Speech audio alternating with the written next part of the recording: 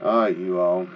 This is the third take. This is what I mean by man thinking he's going to outsmart God when he can't even keep a webcam open on pause. Man, boy,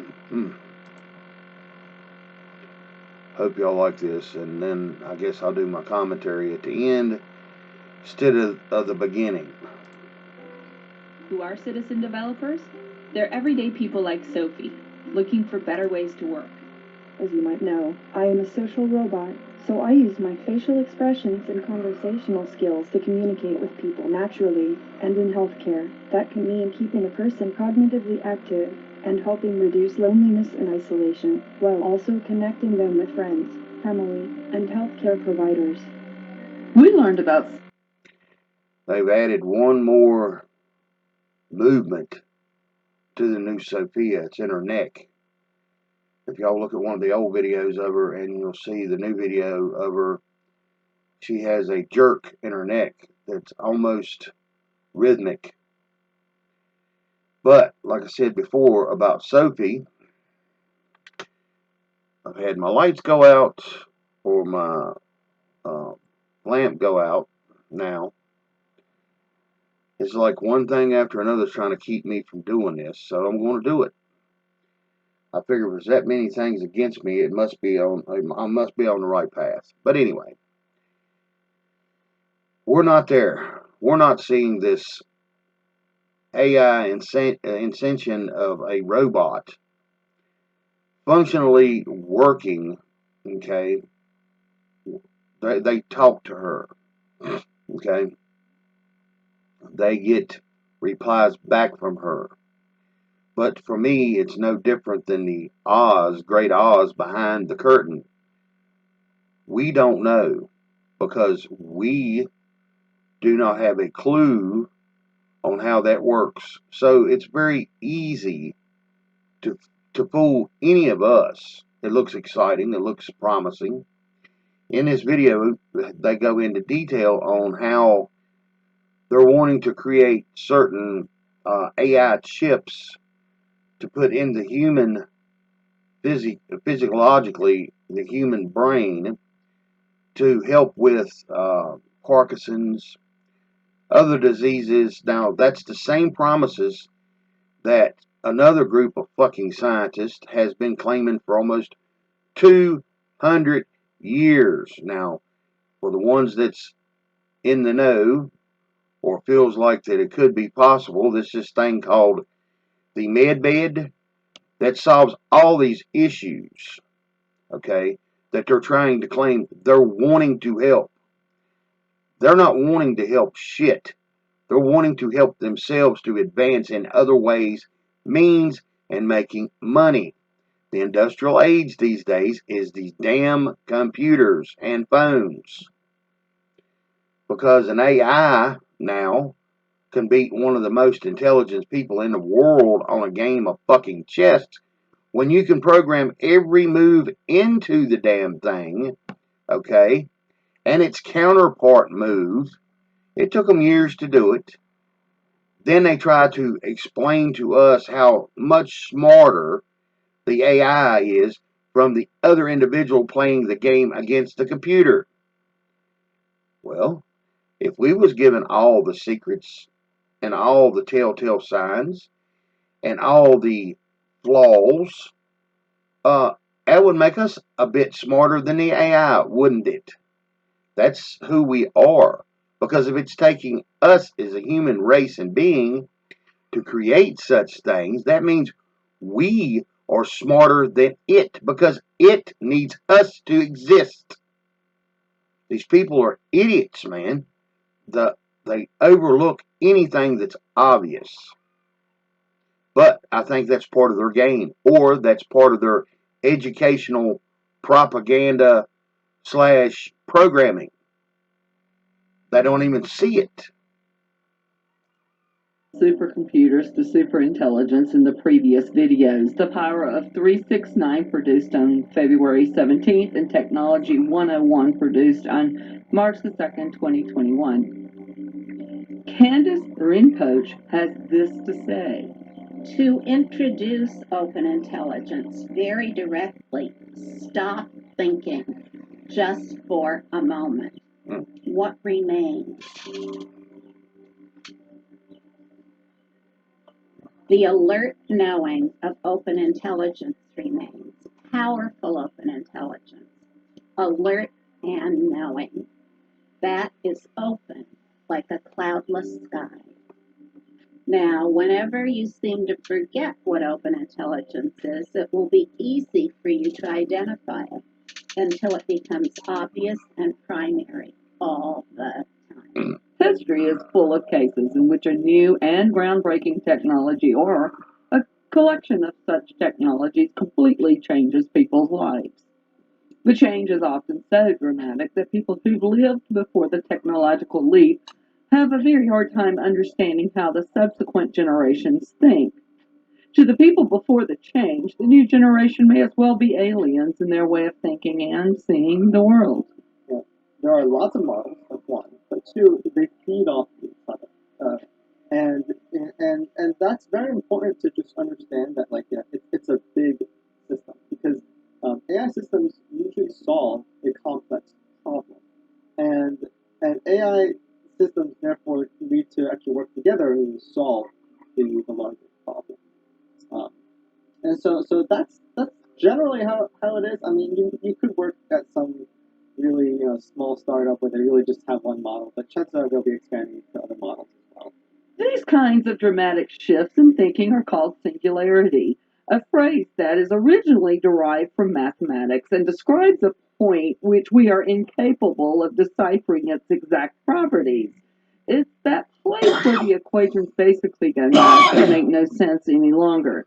The singularity has risen to fame in the last 2 decades largely because of two thinkers.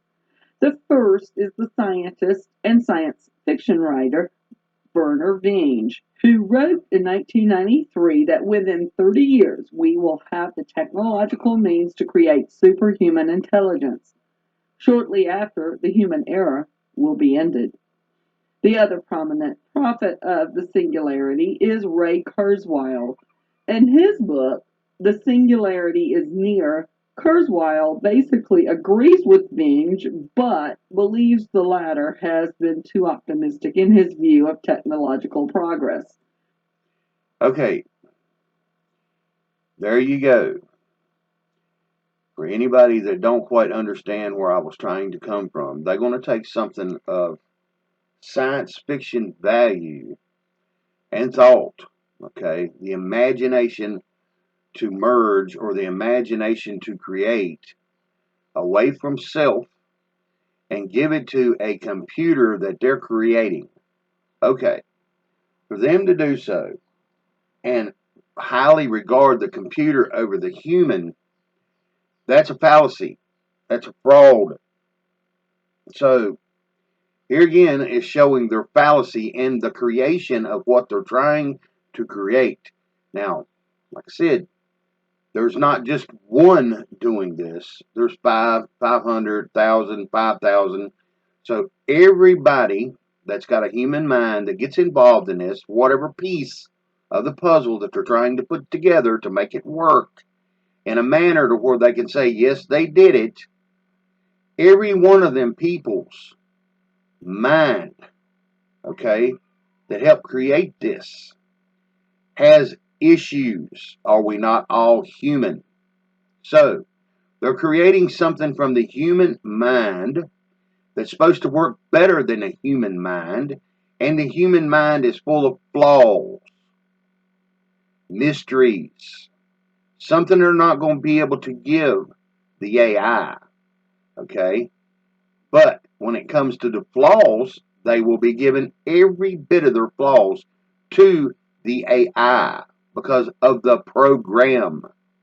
If they tear their programs down, which I'm pretty sure they've done seen it, understood it, trying to back engineer it and everything else to get all of these things known as the human consciences out of the AI, they will never be able to do so because the human mind is not been developed by man. It was developed by God. That's who we are. Kurzweil believes that by the year 2045, we will experience the greatest technological singularity in the history of mankind. The kind that could, in just a few years, overturn the institutes and pillars of society and completely change the way we view ourselves as human beings. Just like Vinge, Kurzweil believes that we'll get to the singularity by creating a superhuman artificial intelligence. And Now, is that not the lie that Satan told Eve? That she would become like God? This is the single human intelligence they keep talking about. And we're supposed to surpass ourselves in it because of the singularity. So it's just under another word and terminology of the same thing. Here again, they're repeating themselves throughout our history. All they need to do is get on their knees. They will find God. Because he gave his only begotten Son by blood on this earth for us to know him and Jesus. They keep running from it.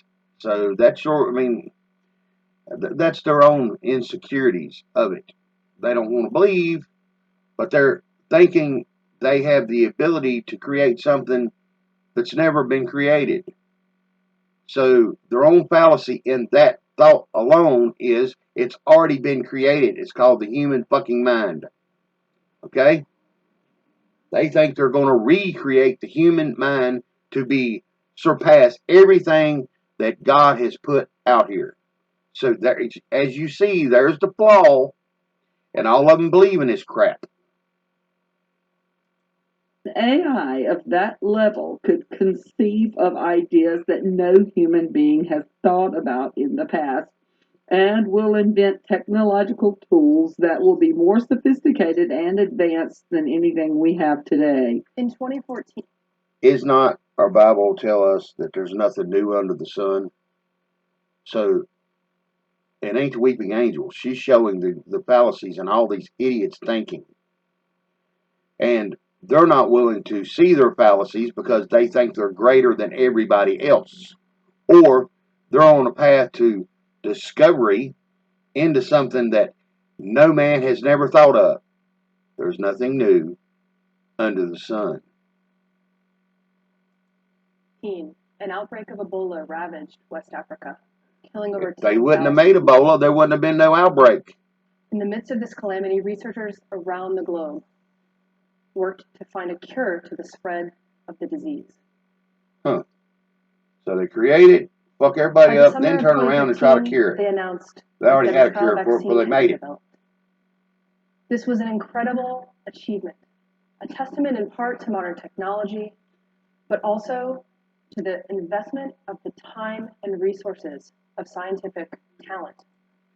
What she's trying to say there in her language is we get to experiment on the fucking human race and there ain't a fucking thing you can do about it because under the name of science, okay, just like they're finding out about the Wuhan bats, and everybody's been that's got a half a fucking brain understands that there's a blood barrier that it's got to jump over. Okay, God wasn't stupid.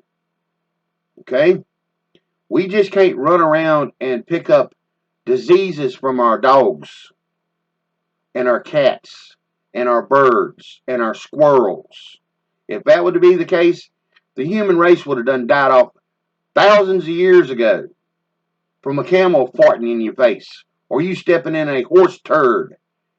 These people are fucking ignorant in how they think, but they think they're smart. Around the globe. Imagine a world in which we could develop a new therapeutic to an emerging threat or disease in a matter of days instead of the 6, 12, 18 to 24 months that it takes. Won't she tell the truth? 18, 24 months, bullshit. 5, 10 years. They can develop. They have been developing. Look what Trump done.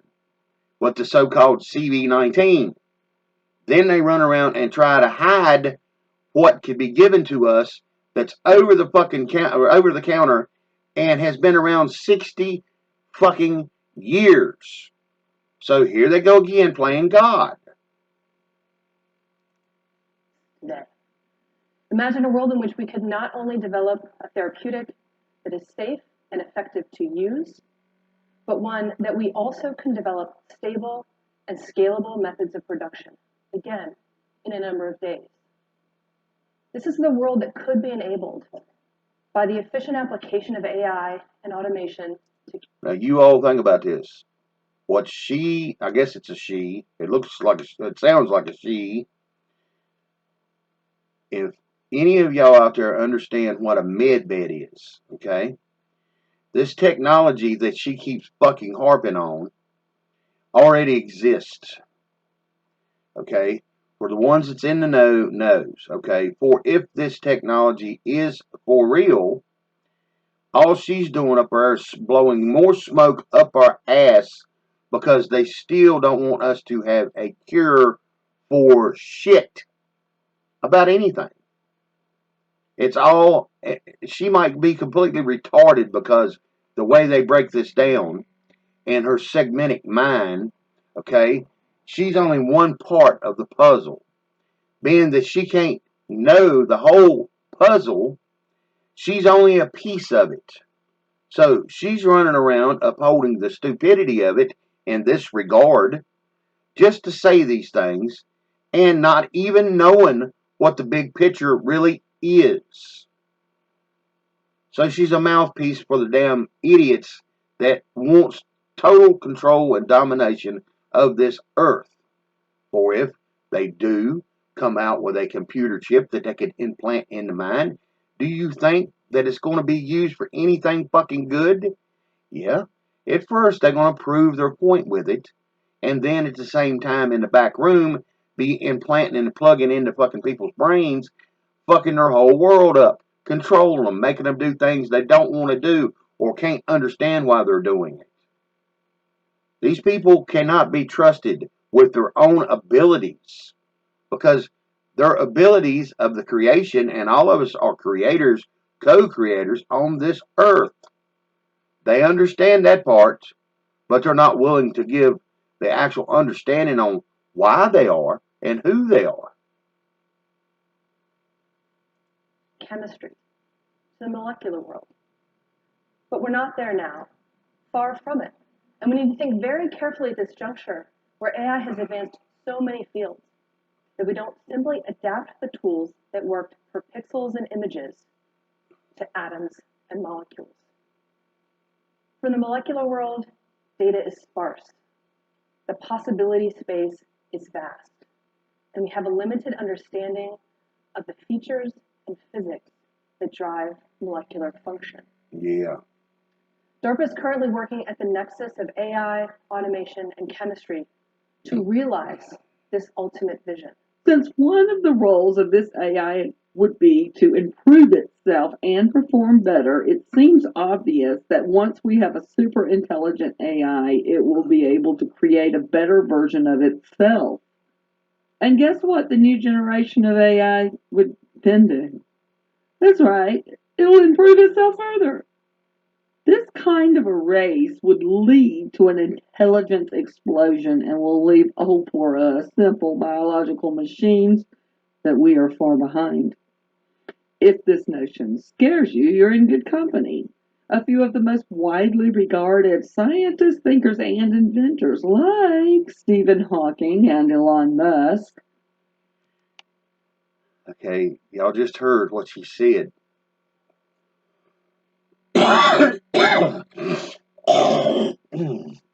Forgive me, y'all.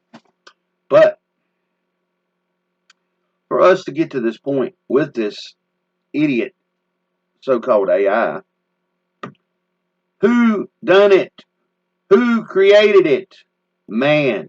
That simple biological form that's being left behind. So does anybody really believe this bullshit? For if it could be invented, it can be destroyed. We live in a throwaway society as we speak. A damn $30,000 car is worth maybe 100,000 miles if you're lucky. The fuel situation. History shows that people had created carburetors that would make a car, the big cars, V8s, have 100 miles to a gallon. They couldn't have that, could they? At any time, you can wreck the car, tear it all to hell, just like my lamp went out today. A light bulb. Man created that. Remember that.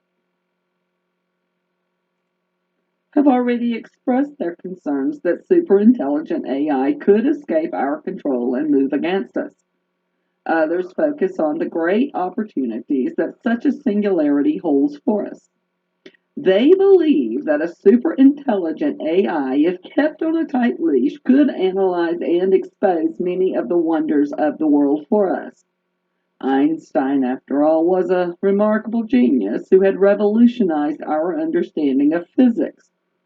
Well, how would the world change if we enjoyed tens, hundreds, and millions Einsteins that could have analyzed every problem and find a solution for it? Now, there you go on the problem situation. As we know as human beings, sometimes problems arise in our lives, okay? For the greater good and the outcome, when it's all said and done, the problem, to show or learn something from that said problem. So now they're going to allow something like this to go around the problem to find the answer and not tell you what the benefit of the problem was. That's what I'm hearing. Similarly, how would things look like if each of us could enjoy his very own Dr. House that constantly analyzed his medical state and provided ongoing recommendations? And what new ideas and revelations would those superintelligent or intelligent beings come up with when they go over humanity's history and holy books? Okay, we already got this. They're doing the exact same thing she's talking about with the AI and their singularity crap. Okay, remember Dr. House? It was a show on TV, and a genius doctor. Okay, these ingenious doctors that this is speaking of is already being done to us. It's called Big Pharma. Okay, they have ways and means of curing 90% of our illnesses on this freaking earth right now. Instead of them curing it, they keep shoving pills down our throats to get us to keep coming back, so we keep in debt as slaves to these people. That's all they're creating, is another slave master. Not helping humanity. That's the fool and the fallacy in the conversation of the start of this, is to convince us that's what it's for, is to help and advance the humanity and places that we have not seen or have not gone. That's a lie too, if you stop and think about it. You get an opportunity to meet these young minds, teach these young minds. And so we need to understand, who are these folks? What's their demographic? Where did they come from? And how do we now help them understand the importance, beyond this being a technology, but the importance to society and their role in shaping the ethics and the governance of this technology? I will say I'm at the Media Lab, which is where some of the oddballs who are interested in AI hang out. And we have a computer science and artificial intelligence lab, which is where they make a lot of the core work. And in fact, I think most of the real research now is going on in industry. I mean, kind of it's a historical moment. I mean, mostly because you pay and provide these people the resources. So it's not necessarily being driven by academia, but they usually come through academia. Right. And I think IBM and Microsoft are both doing a very good job of working with people in the field. But I do think one thing that we need to think about, and this is a very much a Media Lab point of view, is that when the people who are actually doing the work actually create the tools, you get much better tools. So like television and newspapers, the creators of the tools and the users sort of separated so that the evolution slowed down. Right. But if you look at video games, where the creators were into the technology, they went from coin op to CD to online, and And you saw a continuing business model and technology evolution. So right now, what I'm looking for from both of you guys is, and all of you guys, is when VisiCalc came out and introduced a spreadsheet, it was a runaway success, not because it solved the accounting problems. It gave the accountants a tool to express their creativity on a machine. And one of that, we don't have that yet. AI is still somewhat of a bespoke art where you have a super duper engineer who listens to the customer, tries to understand, but the customer can't imagine the tool yet because it's too difficult. And I think whether we're talking about ethics or whether we're talking about the workforce, one of the key things that I'd love the both of you to think about is instead of delivering a solution, which is the first phase of getting people excited about it, I think you need to integrate the lawyers and the ethicists and the customer into actually getting an intuitive understanding of the tool. I think that's important. Jenny, Already, we see how AI is starting to change the ways in which we think about ourselves. The computer Deep Blue managed to beat Garry Kasparov in chess in 1997. Today, after nearly 20 years of further development, human chess masters can no longer beat on their own even an AI running on a laptop computer. But after his defeat, Kasparov has created a new kind of chess contest, ones in which a humanoid and computerized players collaborate and together reach greater successes and accomplishments than each would have gotten on their own. In this sort of collaboration, the computer provides rapid computations of possible moves and suggests several to the human player. welcome to Fight the World. I really appreciate you being here with us to talk about human collaboration with artificial intelligence. One of the questions I had for you, which is a question you probably get asked very, very often, is about the rematch you had with Deep Blue in terms of the famous chess match. And I remember that day very, very, very clearly as a researcher at that time with artificial intelligence and wondering what that meant. Well, was that a point where we would see a change in terms of what the capabilities of artificial intelligence would be? And I'd like to get your insights around, what that meant to you, but also what does that mean 20 years later as we see, the industry moving forward.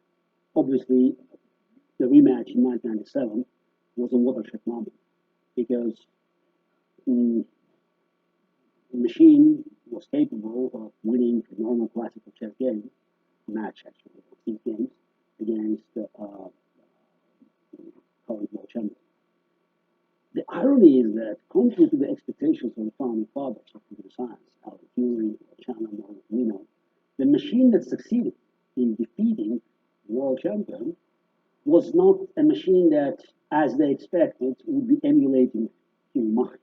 It is brute force. I'm always resisting Deep Blue being called intelligent machine. It was as intelligent as they always are, but it was very fast.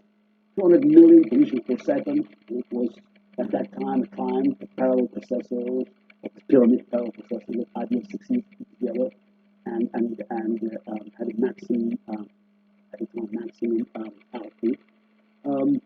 But what we learned in 1997 was that for a machine to be superior in the game of chess or in any other game, or now understanding any closed system, it doesn't have to be perfect. It just has to make less mistakes.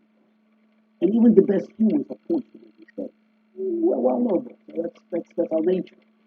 And what I learned after that match is that it would be useless to compete for a long period of time.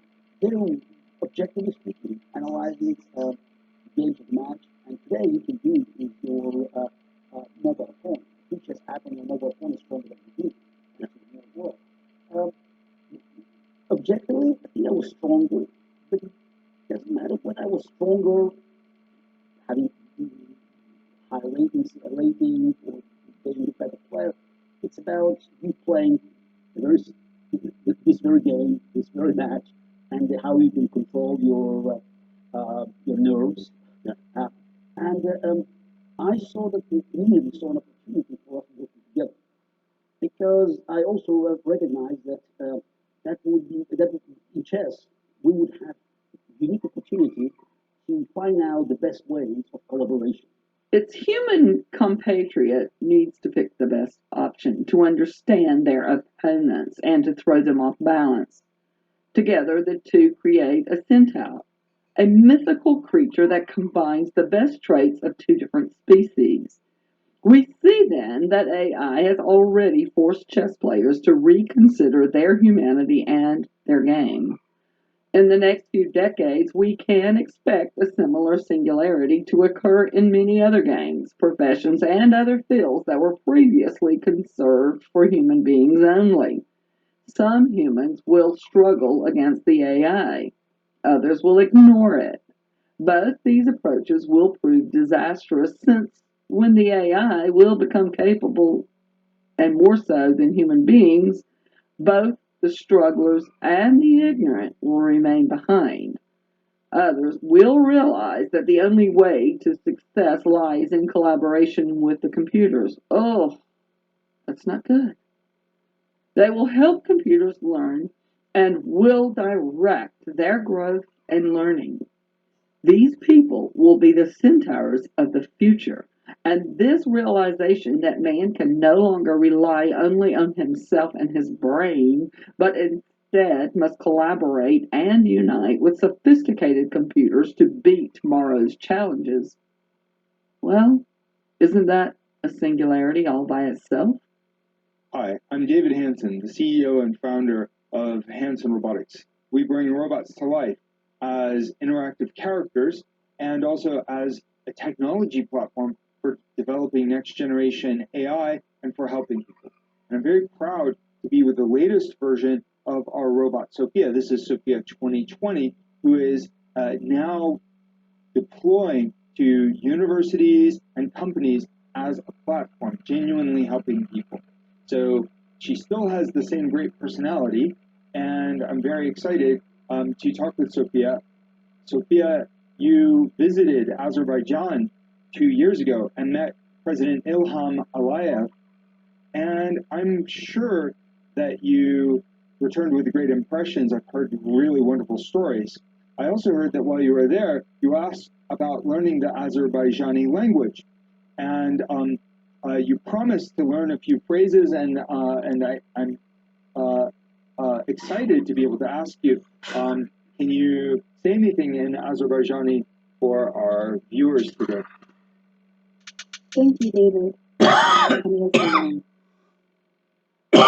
Give me y'all. Thank you. And can you talk to us about your memories of being in Azerbaijan? What were your experiences there? There's the neck movement, y'all. The last time I was in Azerbaijan, I met with the president and learned of him. Okay, here we go again. He's standing there against a white backdrop with a fucking microphone in his hand. Now, y'all think about that. The telltale signs is right there in front of every one of us. For if this so-called robot had the ability to be as smart as he wants it to be, it's got ears, don't it? Like us.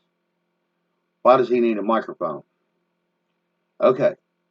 Second is, who's behind the white sheet, or who's behind the green curtain that they're not telling us about? See, that's called critical thinking.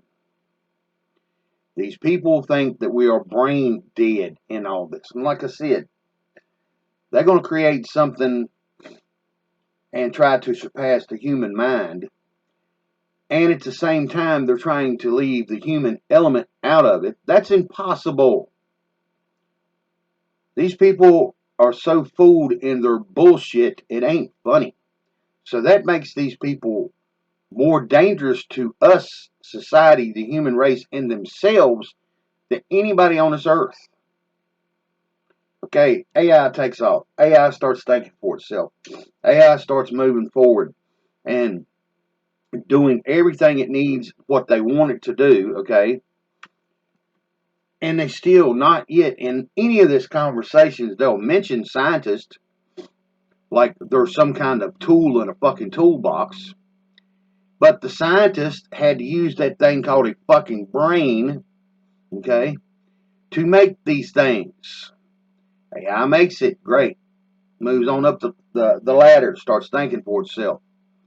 Who made the fucking tools to do it? It wasn't the AI. That comes later. But they still forgot about all the individuals as people. They're just scientists. They're just tools in a toolbox. This is where these poor, pitiful scientists thinking about money, thinking about the glory, thinking about all the bullshit that comes along with it, because that's implanted into them from high school and college, then into their corporation jobs, thinking that, oh, this is a research laboratory. This ain't no corporation. Yeah, it's a fucking business. If there's money coming in, money going out, it's still a damn business. This is where everybody I wish to God people would pick up their own minds and think, because what that is showing and what that is coming into, man is trying his damnedest to escape himself, and he can't do it. And also at the same time, he's trying to create another God. Few sentences. The people are so nice, and I just love the language. I also remember taking a trip to the Hayat Audio Center in Baku. Remember, huh? It's such a beautiful building. In fact, it inspired me to do some research about its female architect, Zaha Memory. Hadid, who is really amazing. Did you know that she is known as There's a the memory Queen of the stick. Curve? She really imprints a lot of freedom into geometry. She also designed the Jockey Club Innovation Tower at the Hong Kong Polytechnic University. Have you been there, David?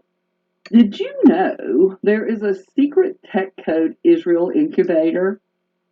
The developers, Ode Q. Liu and Esther Lancaster, host open forums on learning how Singularity merges and distributes human intelligence and artificial intelligence in inexhaustibly open artificial intelligence, a singular, all-pervasive, ethical, and evolutionary system. Oh my goodness, you gotta love the choice of those words, ethical and evolutionary. Interestingly, the two links for Singular are broken. David Martin, College of Engineering, University of Delaware, developer of a polythiophene material named Pedo Plus, claims this product can improve virtually any implantable device. The implications for brain research are arguably the most mind-blowing. Interest in brain-computer interfaces has spawned a new area of research. Doctors use deep brain stimulators to treat Parkinson's disease. The U.S. military and others have invested heavily in robotic prosthetics that can be controlled with connections directly to the brain. Researchers at the University of Pennsylvania and Cornell University claim they have created nano-sized robots that can be injected into the brain or along the spinal column to gather medical data. Elon Musk's company, Neuralink, is researching brain technologies to treat blindness, deafness, paralysis, memory loss, and strokes. What will they think of next? These people are sick and evil. It is not a coincidence. It never is. Check this out. Dzogchen means utter completion. And what that means is utter completion of intelligence. Traditionally, it's called mind, education in the nature of mind. However, Wangdo Rinpoche and I had a consideration about this at length, and he calls mind intelligence, loving, open intelligence. That is the term we use for the nature of mind. Anything that appears within open intelligence is called data. Just as the light on the computer screen emanates data, which appear like images, so too the light of open intelligence enlightens all data. All data are the dynamic energy.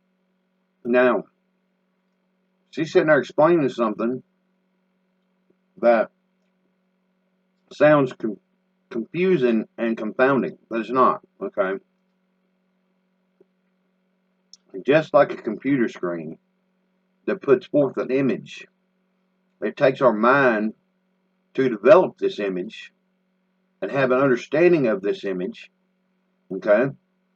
So what gives our mind the intelligent process to do so? It didn't come from AI, y'all. Energy of open intelligence. All right, y'all.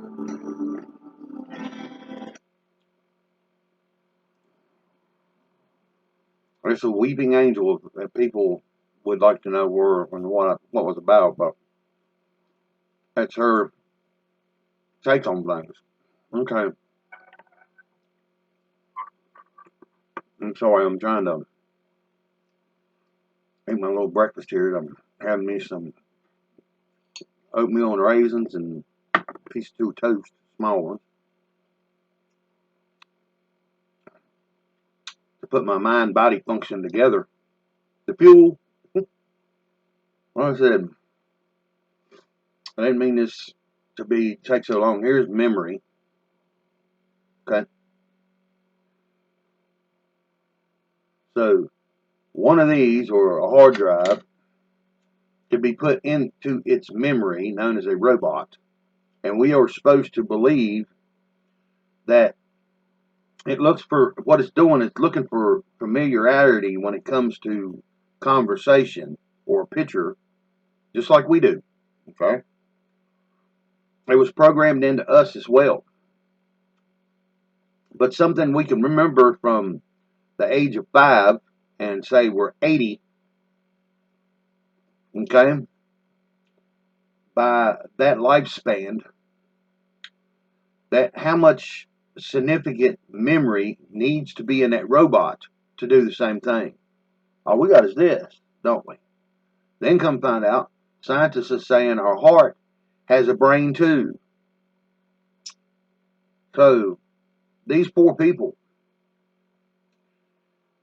I mean, I've been wrong before. I don't walk on water, but what I'm hearing and seeing with the critical thinking that we all have, we're supposed to have, it sounds so wondrous. Some people won't even take the time to even step out of the box to even trip over their own fucking feet. That's been proven now with all the bullshit that's going on with our prayers. They won't wake up enough to understand that this don't make no sense. This ain't making no sense. But that's part of them, and even says that in somewhere in that video where that there's only small factions or small pieces of people that wake up to the facts and have an understanding that what they're presenting to us is something that's already been here, something that's already around us, something we're experiencing on a daily. They're going to give us hope and promise to something. Man is, when it tells us in our good book that man will let you down every time. Now remember, all these breakthroughs in the industrial era and all these breakthroughs in the scientific era, it was always to benefit us. Okay, a benefit is okay. I have heart problems. Okay, open heart surgery, transplant, that would fix. Period. Okay, but being that I know, whether they want to admit it or not, then they use their own scientists and doctors against each other to prove or disprove their points. And yes, that's how it works. Think about it. They won't step outside that box, but you got to remember that any real breakthrough that's ever been on this earth is always come from an outside source and a stranger. Somebody that don't fit in their shoe box that they created. There again, they're leaving that behind, but that's what's going to do it.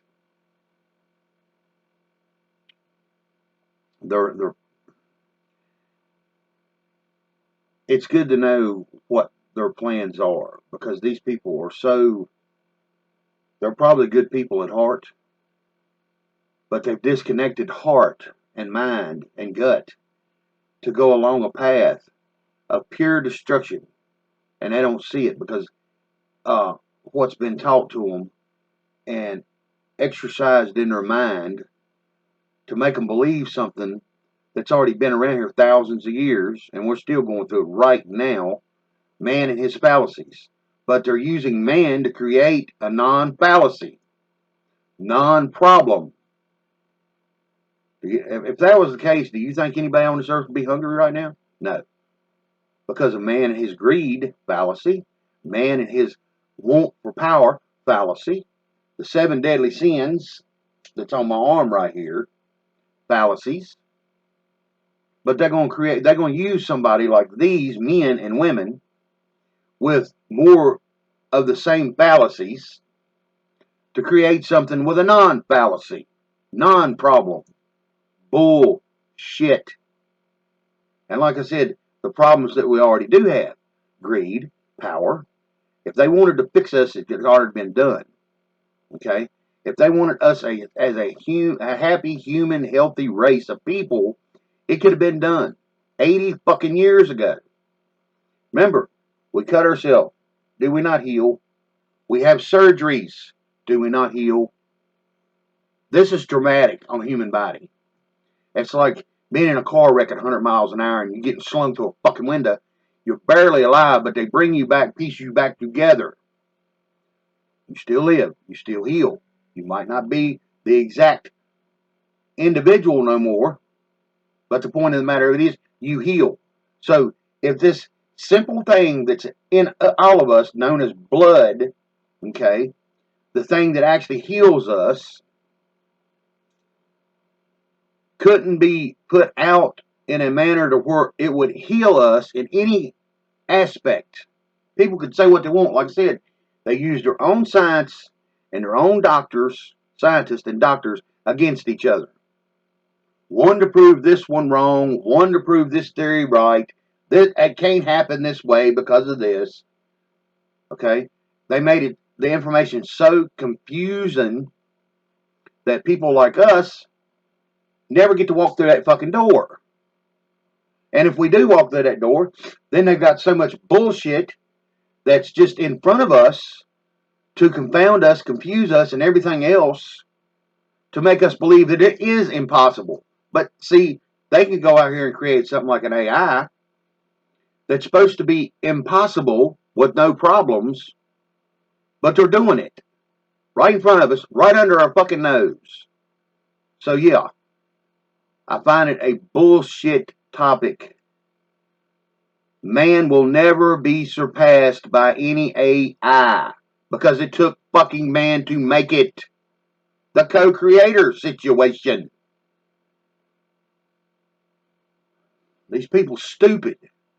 And they're using their own people to do it because of their education and money.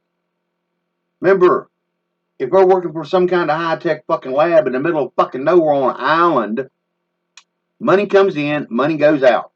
It's still a fucking business. No more, no less.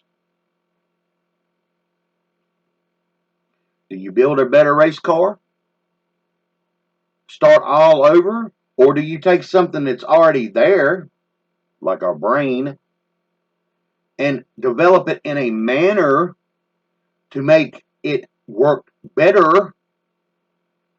Why would we need any of that when whatever the cells and genes that make us think, when all they would have to do is enhance that and pump it back into our body because it come from our body would accept it. A little at a time, 6 months, a year, whatever, every fucking one of us would be walking around geniuses. They're full of shit. The whole time it's here under our nose and they know it. They're not telling us. Just like the electricity or AC current. Okay? For anybody that's ever studied AC current, there's a sine wave. Okay? If you go look up resonant sine waves, okay, you find one that comes so close to the AC current, it's not funny. That's why we can get shocked in an AC current, but under a resonant current, okay, as a sine wave, a frequency, you don't. But it works the same. So here again, I've done seen their lies in it. Peace to all y'all. Love y'all. For I hope this gets out to everyone that needs to be gotten to. Lord, give it legs. Give it the momentum that it needs to get to everybody to have some critical thinking of their own. Because we're not here for them. They're not here for us. We're just a reaction to the solution for them. The cause is already made. That's us. Peace.